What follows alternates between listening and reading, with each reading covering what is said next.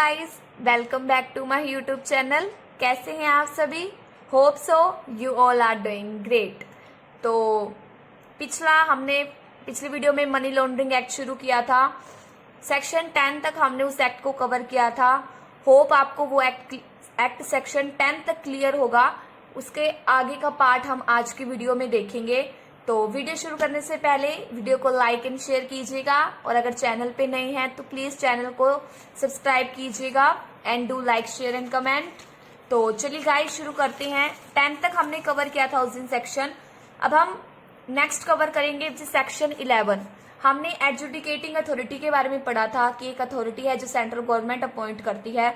उसके पास कुछ राइट थे, जैसे अटैचमेंट ऑफ प्रॉपर्टी था, ठीक है, कन्फेसिकेशन का ऑर्डर उसने पास किया था। उसमें अगर आपने प्रॉपर्टी सेंट्रल गवर्नमेंट के पास है तो फिर उस प्रॉपर्टी का ध्यान कौन रखेगा, तो उसके लिए एडमिनिस्ट्रेटर अपॉइंट था। इतना हमने पढ़ा था। सेक्शन 11 डील करता है एडजुडिकेटिंग अथॉरिटी की पावर से।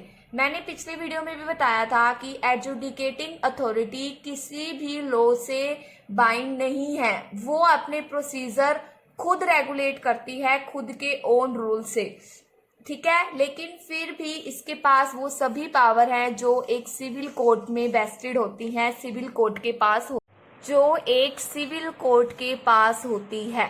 इट मीन्स कि ये इसके पास खुद के प्रोसीजर हैं, ये खुद के रूल्स बनाती हैं, लेकिन वो सब पावर हैं जो एक सिविल कोर्ट के पास होती हैं।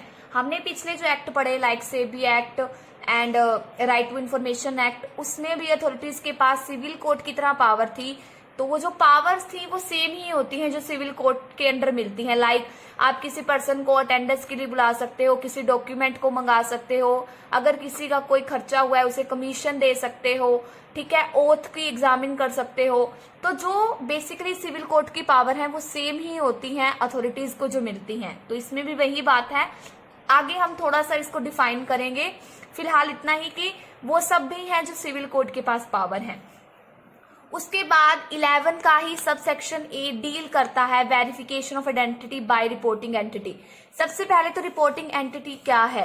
यहाँ रिपोर्टिंग एंटिटी का मतलब है कोई भी बैंक, कोई फाइनेंशियल इंस्टीट्यूशन या कोई इंटरमीडिएरी ब्रोकर जो ट्रांजैक्शन करवाता है, जिसके थ्रू ये ऑथोराइज्ड पर्संस हैं जिनके थ्रू कोई ट्रांजैक्शन हो सकती है। क्योंकि मान लीजिए मेरा पैसा है ब्लैक मनी, बैंक में मैं जमा करा सकती हूँ, किसी फाइनेंशियल इंस्टीट्यूशन में लगा सकती हूँ, किसी ब्रोकर के थ्रू शेयर मार्केट में लगा सकती हूँ। तो ये सब पर्सन हैं जो किसी ना किसी तरह से इन्वॉल्व हो सकते हैं। तो ये क्या मेजर लेते हैं या क्या स्टेप लेते हैं उस चीज को चेक करने के लिए? तो वेरिफिकेशन ऑफ आइडेंटिटी। तो ये रिपोर्टिंग एंटिटी जितनी भी है, हम इन सब के लिए रिपोर्टिंग एंटिटी शब्द का यूज करेंगे। तो ये आइडेंटिटी को वेरीफाई करती है जो इनके पास आता है। Identify the clients and beneficiary owner. Banking company Aadhaar card से कर सकती है, ऑनलाइन कर सकती है, केवाईसी के थ्रू कर सकती है, पासपोर्ट इशू कर सकती है। बेसिकली केवाईसी के थ्रू आप कर सकते हो to know your customer. Brokers, identificator, कोई बेनिफिशियल ओनर है, सबकी केवाईसी करा के आप उस चीज को चेक कर सकते हो। तो verification of identity by reporting entity. उसके बाद सेक्शन डील करता है ओब्लाइगेशंस ऑफ रिपोर्टिंग एंटिटी कि जो रिपोर्टिंग एंटिटी हमने अभी पढ़ी, ये जो है इनकी क्या ओब्लाइगेशंस हैं, क्या जिम्मेदारी है, क्या उत्तरदायित्व हैं। तो सबसे पहला है टू मेंटेन द रिकॉर्ड्स, कि रिपोर्टिंग एंटिटी का ओब्लाइगेशन है, लाइबिलिटी है रिकॉर्ड्स को मेंटेन करना। जितने भी क्लाइंट या कस्टमर आते हैं उनका रिकॉर्ड मेंटेन करना, ताकि अगर इन फ्यूचर किसी इंडिविजुअल ट्रांजैक्शन की नीड पड़े तो वो इंडिविजुअल ट्रांजैक्शन ली जा सके। कम से कम 5 साल के लिए आप वो रिकॉर्ड मेंटेन करते हो जब ट्रांजैक्शन हुई थी, ठीक है। उसके बाद इस रिकॉर्ड को आप इन्फोर्समेंट डायरेक्टर को भेजते हो जो वो मांगता है।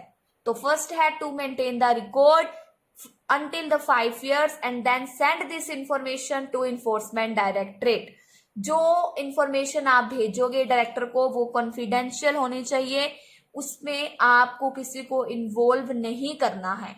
अगर सेंट्रल गवर्नमेंट चाहे तो वो मेंटेन रिकॉर्ड की ओब्लाइगेशन से एग्जेम्प्ट भी कर सकती है, पर वो सेंट्रल गवर्नमेंट के ऊपर है, हम उसमें कुछ नहीं कर सकते। तो पहला यही है बेसिकली। देखिए कुछ भी नहीं है, मैंने उस दिन भी आपको वीडियो में बोला था, जस्ट एज सिंपल वर्डिंग्स हैं जो आपको समझनी है कि वो कहना क्या चाह रहा है, बस अंदर का मटेरियल आप खुद भी लिख सकते हो। तो फिर है power to director impose fine. देखिए अब मेंटेन किया है आपने रिकॉर्ड, ठीक है। मान लीजिए गवर्नमेंट अथॉरिटी ने, इन्फोर्समेंट डायरेक्टर ने आपसे मांगा, आपने वो फर्निश नहीं किया, प्रोवाइड नहीं कराया, क्योंकि आपने वो रिकॉर्ड मेंटेन ही नहीं किया था या और भी कोई फर्दर कारण था, तो उस सिचुएशन में आपको फाइन लगेगा, जो सेक्शन 13 डील करता है। फाइन है 10 lakh, minimum extend to 1 lakh, ठीक है, इतना है। सेक्शन 14, नो सिविल और criminal proceeding against reporting entity if they supply information. तो ये तो सिंपल ही है कि अगर उन्होंने इन्फॉर्मेशन भैया आपको दे दी तो आप क्यों उनके ऊपर कोई क्रिमिनल प्रोसीडिंग करोगे, आपको राइट ही नहीं है, क्योंकि उन्होंने इन्फॉर्मेशन दे दी जो आपने मांगी थी। सेक्शन 15 डील करता है कि जब आप इंफॉर्मेशन भेजोगे इन्फोर्समेंट डायरेक्टर को, वो किस वे में भेजोगे, तो उसी वे में भेजोगे जो सेंट्रल गवर्नमेंट नोटिफाई करेगी। सिंपल बात है, कॉमन बात है, आप सबको पता है, ठीक है। तो सेक्शन 11, 12, 13, 14, 15 ये सब डील करता है एडजुडिकेटिंग अथॉरिटी की पावर से और रिपोर्टिंग एंटिटी की ओब्लाइगेशन से। ओब्लाइगेशन है रिकॉर्ड को मेंटेन करना, फिर फाइन लगेगा अगर आपने नहीं किया तो, और जिसने कर दिया उसके ऊपर कोई प्रोसीडिंग नहीं है, और आप किस वे में इंफॉर्मेशन प्रोवाइड कराओगे उसका वे क्या है। देखिए नेक्स्ट टॉपिक आता है समन सर्च एंड सीजर। सीजर मैंने आपको पहले भी बताया था, जब प्रॉपर्टी में कन्फेसिकेशन का ऑर्डर पास हो जाता है तो वो प्रॉपर्टी सीज कर ली जाती है, जब्त कर ली जाती है। इट मीन्स उससे रिलेटेड कोई राइट कुछ भी उस प्रॉपर्टी के ओनर के पास नहीं है। अब उसकी ओनर सेंट्रल गवर्नमेंट है, वो चाहे तो उसे बेच सकती है, जो मर्जी वो कर सकती है, आपका उस पर कोई राइट नहीं है। बेसिकली ये सीजर होता है। लेकिन देखिए जो एडजुडिकेटिंग अथॉरिटी है उसके पास समन सर्च और सीजर की पावर होती है। समन यानी किसी को बुलावा भेजना, सर्च यानी किसी प्लेस को सर्च करना जहां वो प्रॉपर्टी मिल सकती है, कोई सबूत मिल सकता है, और सीजर प्रॉपर्टी को जब्त करना। तो ये अपने अपने नाम से ही क्लियर है, इसमें वो मटेरियल लिखा गया है जो इस एक्ट में दिया गया है। तो आप पढ़ लीजिएगा इस मटेरियल को स्टॉप करके। बेसिकली मैंने आपको बता दिया है कि इस समन सर्च और सीजर में क्या है। Power of survey section 16 deal करता है, सेक्शन 17 सीजर से डील करता है, और 18 सर्च से डील करता है।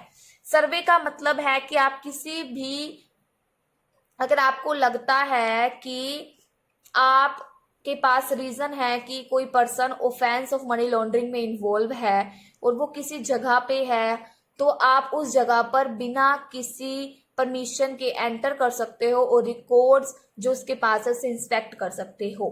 सर्च में भी वही बात है। सीजर में आप उस प्रॉपर्टी को सीज कर सकते हो, अपने पास रख सकते हो, ठीक है। लेकिन इसमें एक चीज है कि अगर in case of schedule offence है, हमने शेड्यूल ऑफेंस पढ़ा था पीछे, search shall be only conducted when a report has been forwarded to magistrate filed by a person authorised to investigate. कि अगर आपको लगता है कि जो पर्सन आप सर्च करने जा रहे हो उसने जो क्राइम किया है वो शेड्यूल ऑफेंस के अंडर आता है, तो आप तभी सर्च कर सकते हो जब आप एक एप्लीकेशन मैजिस्ट्रेट के पास भेजोगे उस सर्च को कंडक्ट करने के लिए, क्योंकि आप शेड्यूल ऑफेंस के केस में बिना परमिशन के कंडक्ट नहीं कर सकते हो। आपको मैजिस्ट्रेट को एक लेटर फॉरवर्ड करना है कि आप उस प्लेस को सर्च करना चाहते हो, to take its permission.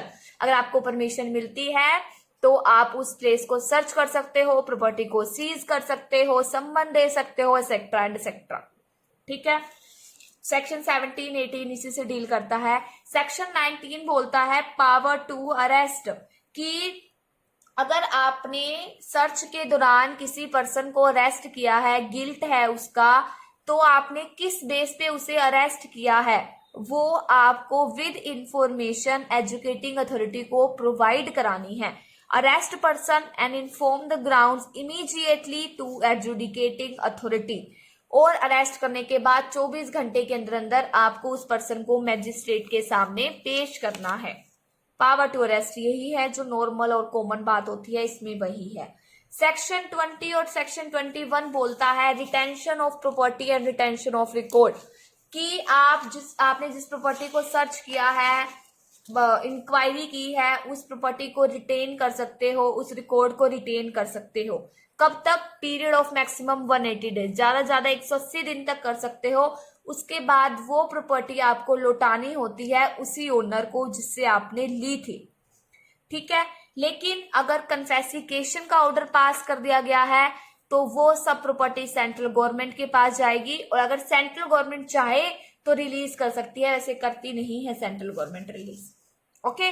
Section 23 कहता है प्रिजम्पशन इन इंटरकनेक्टेड ट्रांजैक्शन।